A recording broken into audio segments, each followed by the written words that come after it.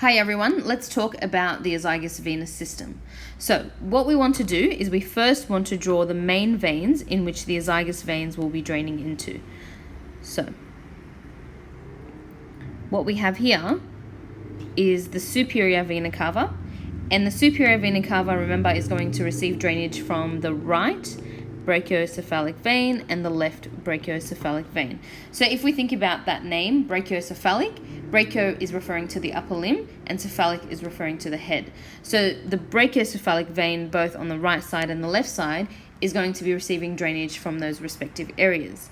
And what we can also notice is that the left brachiocephalic vein is a lot longer and more obliquely orientated than the right brachiocephalic vein.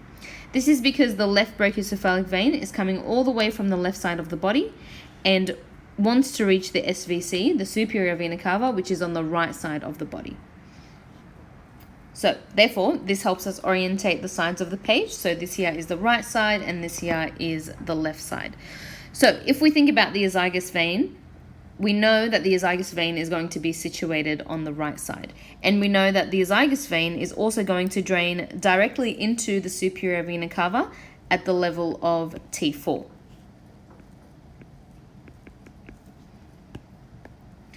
We also know that the azygos vein distally is receiving drainage from the right subcostal vein and the right ascending lumbar vein. So right subcostal vein, this is underneath rib 12, and we know that we don't have an intercostal space underneath rib 12, so we just call it a subcostal vein. So the veins that are draining directly into the azygos vein will be veins 5, 6, 7, 8, 9, 10, and 11. And these veins are the right posterior intercostal veins. We also have the superior intercostal vein, which is receiving drainage from the 2nd, 3rd, and 4th right posterior intercostal veins, and this drains directly into the superior vena cava. So this here is the superior intercostal vein. And then we have the first intercostal vein, which is what we call the supreme intercostal vein, and this usually just drains at the junction of the right brachiocephalic vein and the superior vena cava. So this is our right supreme intercostal vein.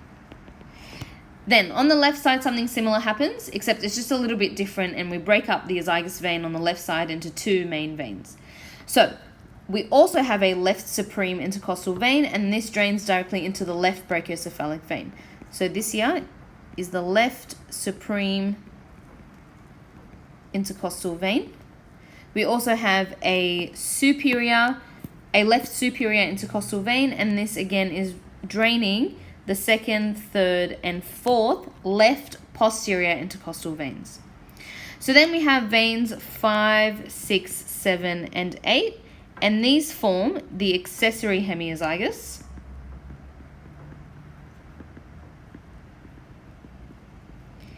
And the accessory hemiazygos will drain into the azygos vein at T8. And then we have the remainder, so 9, 10, and 11, and also the left subcostal vein and the left ascending lumbar vein, and these form the hemiazygos. And this drains into the azygos vein again at T9. Now, these distal veins here are the left subcostal vein and the left ascending lumbar vein. And these ascending lumbar veins, these are both on the left side and the right side, will indirectly communicate with the IVC, so the inferior vena cava. So what we can see here is that the azygos venous system is creating this collateral channel of communication between the superior vena cava and the inferior vena cava, should there be an obstruction in either one of those vessels.